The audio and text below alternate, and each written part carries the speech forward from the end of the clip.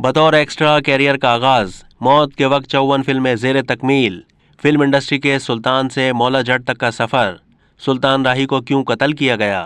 कहा जाता है कि एहसान मानने वाले फिल्मी दुनिया में खाल खाल ही होते हैं और इस हद तक एहसान मानने वाले तो शायद होते ही नहीं हैं कि जो आसमान की बुलंदियों तक पहुंचकर भी अपने मोहसिनों के खाकसार हों। पाकिस्तानी पंजाबी फिल्मों के नामवर अदाकार सुल्तान राही के नाम से कौन वाकिफ नहीं। फन के सुल्तान सुल्तान राही को कुदरत ने बेशुमार खूबियों से नवाजा था। उनका ये इंकिसार, खाकसारी और खुदा की इताअत और उसके बंदों से मोहब्बत और खिदमत गुजारी ही शायद उनको एक फकीदुल मिसाल अदाकार और फनकार बनाने के सिलसिले में उनकी सिफारिश और उनका सहारा बन गईं। उन पर सारी जिंदगी खुदा की रहमत रही, वरना कौन सोच सकता था कि मामूली शक्ल सूरत और गैर रोमानी चेहरा मोहरा और लबो लहजा रखने वाला ये नौजवान कभी पाकिस्तानी फिल्मों में हीरो बन सकेगा। चॉकलेट हीरो, रोमांटिक हीरो, माशरती hero, comedy hero, dancing hero, singing hero, इनमें से कोई भी खुसूसियात उनमें मौजूद नहीं थी। रोमानवी सीन वो नहीं करते थे। उनकी फिल्मों में रोमान और इश्क यकतरफा होता था, यानी हीरोइन ही तमाम जिम्मेदारियां सरंजाम देती थी।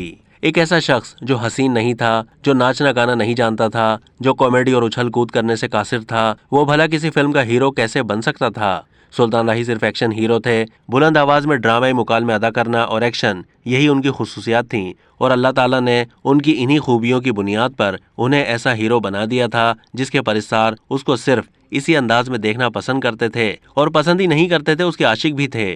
सुल्तान राही का असली नाम हाजी हबीब अहमद अल मारूफ सुल्तान राही था।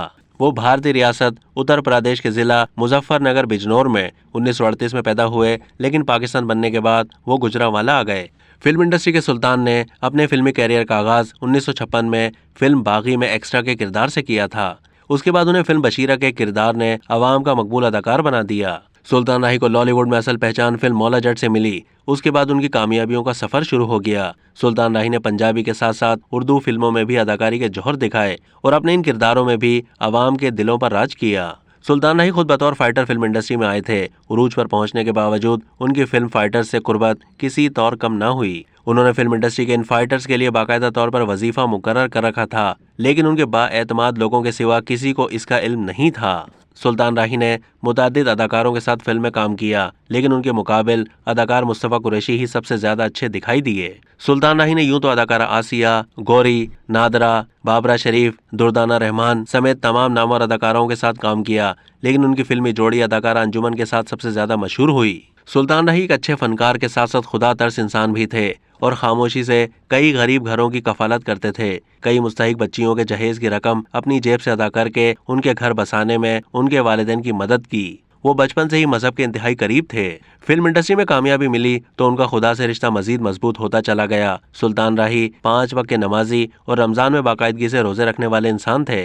घर हो या स्टूडियो, ऐसा कभी नहीं हुआ कि उनकी कोई नमाज कज़ा हुई हो। इसके अलावा उनकी तिलावत कलाम पाक और नातों की सीडीज भी रिलीज हुई, जिन्हें काफी शोहरत मिली। 9 जनवरी 1996 को जब वो इस्लामाबाद से बरास्ता जीटी रोड लाहौर आ रहे थे तो रास्ते में चंद नामालूम अफराद ने उन्हें लूटना चाहा और मज़ाहमत पर उन्हें कत्ल कर दिया गया। सुल्तान राही का कत्ल पंजाबी फिल्म इंडस्ट्री के लिए जवाल का पेश खैमा साबित हुआ और उनकी कमी आज तक पूरी नहीं हो सकी। अब तक के लिए इतना ही। मजीद मालूमात के लिए डेली जंग के यूट्यूब चैनल को सब्सक्राइब कीजिए।